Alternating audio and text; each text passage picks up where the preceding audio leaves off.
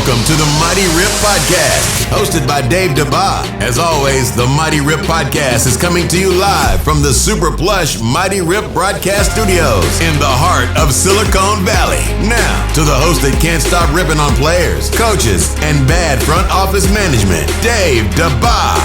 Coming up on the Mighty Rip Pod, we take a look at James Harden and the Houston Rockets. Can James Harden and the Houston Rockets actually stir the pot enough to win a National Basketball Association championship inside a bubble?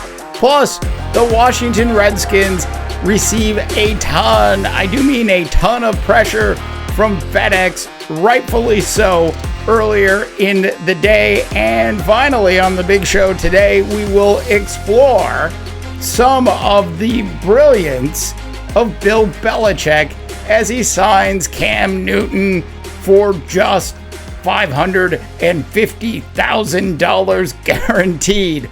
All of that, and as always, trust me, a whole lot more coming up on the Mighty Rip Pod today.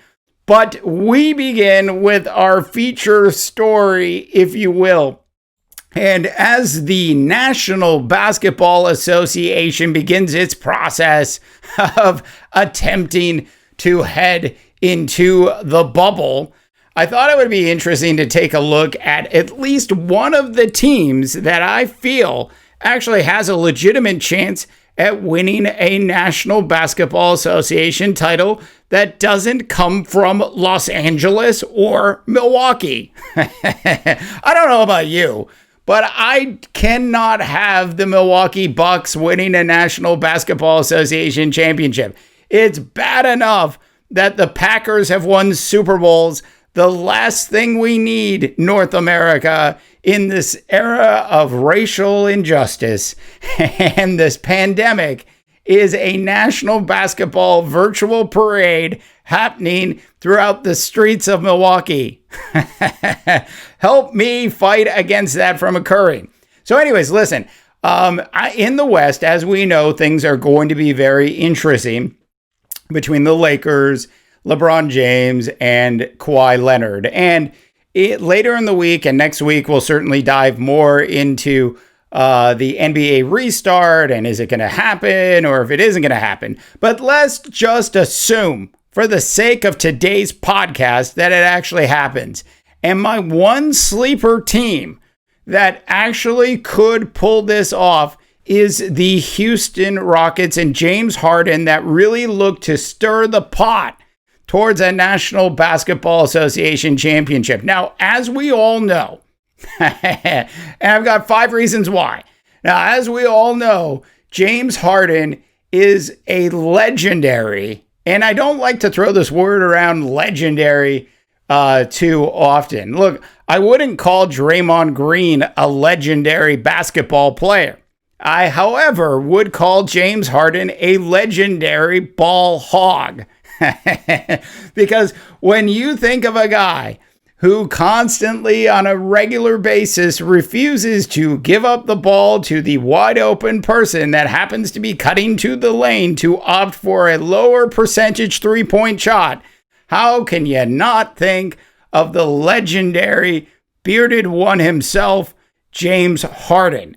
I am just saying that James Harden is such a legendary ball hog that when we get into this bubble, those skills should actually help the Houston Rockets and James Harden find a way to win the championship. Now, no fans in the stands is yet another reason that I think the Houston Rockets and James Harden will do well.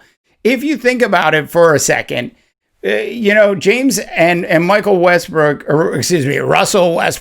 have not played basketball essentially for 4 months. They're both going to be extraordinarily rested. But one of Harden's biggest issues over the years has been competing in opposing teams' arenas during the playoffs. I am just saying it is one of those things that the that the Rockets and James Harden have been unable to get right over these years. Look, most National Basketball Association players thrive being hated, but not Harden. Harden really suffers from it. And when you get into the playoffs, that certainly has a big effect on him. So listen, no fans in the stands is a huge advantage for James Harden, as he'll be essentially able to just, fly right through without having to worry about being heckled, which is clearly a problem. The other big thing for the Houston Rockets and why they have a legitimate chance of winning a National Basketball Association championship inside the bubble is that they don't have just one Batman on this team. They actually have two Batmen on this team. Look, you cannot, though I'm sure Russell Westbrook has a Robin outfit somewhere in his wardrobe. You cannot, seriously, real quick, before we get into Batman and Batman, like, what is the over-under North America on Russell Westbrook showing up with at least 100 garment bags inside the bubble? I wonder if Vegas is taking that prop bet. I would take the over if I were you. If you think about it, it's at least 30 outfits a month, plus some additional outfits per month. I could see Russell showing up with well over 100 garment bags. So anyways, listen, Russell is not Robin to Harden. Russell is yet another Batman on the court. Both of these players together in a bubble environment where they're going to have an opportunity to score a lot of points, because offenses are going to be the difference in the playoffs this year. Now, the fourth reason is uncharted waters, which really falls back down to the fact that there are going to be a significant amount of players that don't make it into the bubble.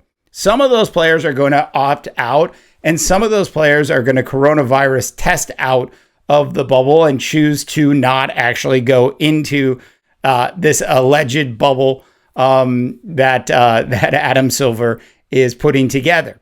That being said, defenses are going to suffer more than offenses will, because some of these key players, look, I could just start going through the Lakers' key players for you right now.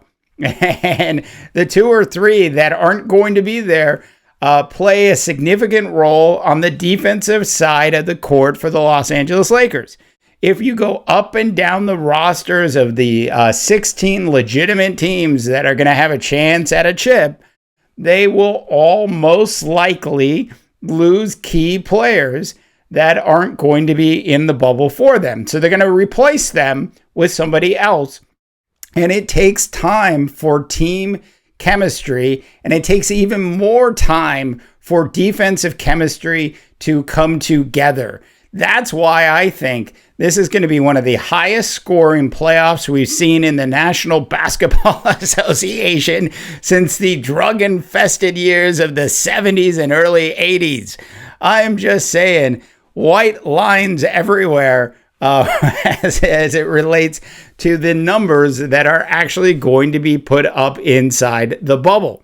It is going to be absolutely amazing to watch. And finally, hungry for the chip. Look, there isn't anybody that's going to be in this bubble that's not going to be hungry for the chip. But if you look at James Harden and Russell Westbrook's resume, and you look specifically at their playoff resumes, they both have to be sitting there right now as we speak, licking their chops, going, we cannot wait to get into this bubble and do damage.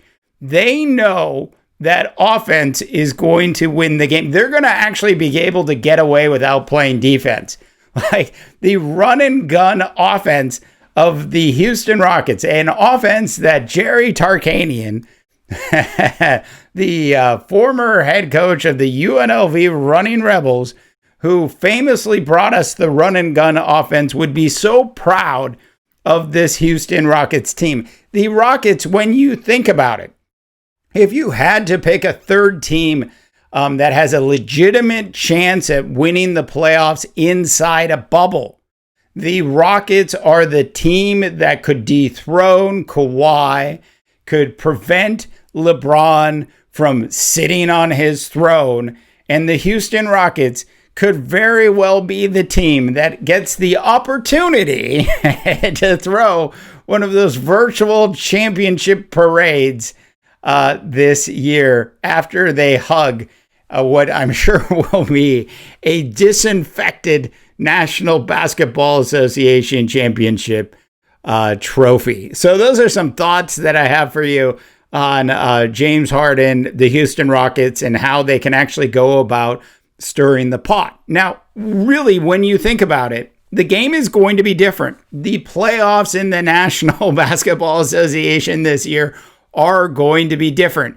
The games are all essentially going to be played on neutral courts. Look, I don't give a damn if the Lakers bring their court over or if the Clippers bring their courts over and that they're actually playing on their specific courts that they played on or paint jobs that they used to play on back at home. But it's not going to matter because there isn't going to be anybody in the stands. The teams are going to be depleted in certain areas, and defenses are going to be affected the most heading into this bubble. All right. So elsewhere around the world of sports, a couple other quick stories to get you in. Some shameless plug stuff. We rolled out a major update to the mighty.rip website. So do check it out. That is a major update to the mighty.rip website. I would also like to say we cleared over 250,000 page views last month, which is huge, absolutely huge for a small little show like this, as well as our features and blogs and podcasts and all that stuff. So thanks for all of your support and checking that out. But I did want to touch base on two more stories, and we'll get into the brilliance of Bill Belichick. And you've heard me talk about Bill Belichick in the past, but I thought we needed to at least cover one of these stories of the day that popped up because it's an important story, and I covered this years ago, and it still blows me away every time I see the Washington Redskins logo. Every time I hear the Washington Redskins name mentioned. My second favorite team in the National Football League is the Washington Redskins, and that's just simply because I lived out there when I was a kid. My dad would take me to games at the old RFK Stadium. I'm just saying the songs, the stadium, the Hail to the Redskins, the Hogs, Joe Theismann, all of the things that I experienced when I was in good old Washington, D.C. were absolutely fond memories as a child. But as the years have progressed, it has become blatantly clear that their name is racist and does need to be changed. And a couple years ago, I want to say this was about 2 years ago, about 24 months ago, for you math wizards. About 24 months ago, there was a big uproar about this, and Daniel Snyder did what Daniel Snyder does, and he was able to successfully, in his opinion, avoid having to change his name. And let's be clear for a second. There's only one reason I believe that Daniel Snyder doesn't want to change his name, the name of this franchise, and that's because he believes the name adds value to the franchise. And there's so much brand recognition inside the name. And I think at this stage of the game, I think 2 years ago, I think 5 years ago, I think 10 years ago, it was wrong. I was surprised at the time that FedEx decided to sponsor or get the naming rights on the stadium when it opened. It was shocking to me that FedEx would do that. So FedEx earlier today stepped up and sent a letter to Daniel Snyder basically saying that they're not comfortable with the Washington Redskins being called the Washington Redskins anymore. This is unbelievable. Like, what did they just wake up and realize it and said, maybe we should craft a message and send it to the Washington Redskins. Everybody is going to say, and you've seen this with all of the terrible racial injustice that's been going on. And you've seen it. You see it here too as well. Everybody is going to say better late than never. Like, we're going to create a shirt that says better late than never, and it's going to be on the merch store of the Mighty Rip website. I'm just telling you, better late than never. That is how people get away with deciding that they want something to change that should have changed a very long time ago. That's how they do it. That's the cover that they actually slide under to look like they're doing something right. So for FedEx to finally apply some pressure to Daniel Snyder and the Redskins is absolutely fantastic. What was this? Is that Keanu Reeves movie? That famous Keanu Reeves movie where The Replacements, where he was a quarterback for the Washington Sentinels, if I remember correctly. Maybe they should change the name to the Sentinels. Or if the Redskins, if Washington really doesn't want to go that far off of their current branding and color scheme, all they have to do is simply change their name to the Washington Warriors. Maybe they change their name to, and this is a shameless plug, but maybe we can find a way to get Daniel Snyder to call them the Mighty Warriors. I'm just saying, it'd be good for our brand. So the Washington Warriors would be a great name. Use an arrow, use a bow, use whatever you want to use. Don't use the Redskin face logo anymore. It is racist to those people, and it's so blatantly obvious why Daniel Snyder has been resisting. And at this stage of the game, for Daniel Snyder to continue to resist with everything that's happened in 2020 so far, we should have known 2020 was going to be a bad year. I mean, if you just think about all of the horrific stories we have seen on ABC's 2020 over the years, we should have known coming into this year that this was going to be a tough year. So Daniel Snyder, just get off of it already. You've already devalued your team. You couldn't even get people to go to the games anymore because you're not putting a strong enough package on the field. You had one of the loyalist fan bases in the National Football League for years, and you have destroyed it by not putting a decent package on the field. It is time now. Your franchise is down in value. And if anything, if this makes you feel better, Daniel, if anything, new logos, new slightly different colors should increase the value of your franchise because you've knocked it down so much with the horrific performance that team has put on the field in the last 6 and 7 years. All right, so moving on real quick to the brilliance of Bill Belichick. Now, look, I covered Cam Newton a lot a couple weeks ago. I wrote a feature about it on the Mighty Rip website as well. I covered a lot of things related to Cam Newton. And when this deal came down, was basically reported as basically $1 million guaranteed deal, I was like, it's just absolutely brilliant. Like, I knew 3 months ago that Cam Newton was going to end up with the New England Patriots. Like, you knew when he wasn't getting offers from anybody else that that's where he was going to go. And he was going to go there at the cheap. And what did Bill Belichick do? And what did the New England Patriots do? They waited.